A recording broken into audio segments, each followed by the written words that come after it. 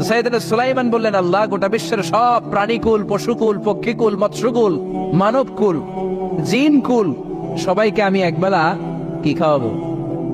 সবাই বলেন, কথা বলেন না। লাঞ্চ খাওয়াবো, দুপুরের খাবার। সবাই বলেন, কি খাওয়াবে? দুপুরের খাবার খাওয়াবো। আল্লাহ বললেন, no, it's not your duty man, it's not your job. Sulaiman, এটা তোমার কাজ না, এটা আমার কাজ, তুমি পারবা না।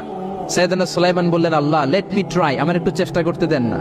আমার মনে বড় শখ, গোটা বিশ্বের বাদশাহ আমারে বানায় দিলেন, গোটা বিশ্বের প্রেসিডেন্ট করে আপনি আমাকে সিলেক্ট করলেন। আমি যদি একবেলা সবারে মেহমানদারি করাইতে পারতাম, আমার কলিজাটা ঠান্ডা হয়ে যেত। সুলাইমান আলাইহিস সালাম জোরাজুরি করতে শুরু করলেন, আল্লাহ রাজি হয় না, সুলাইমান নবীও ছাড়েন না।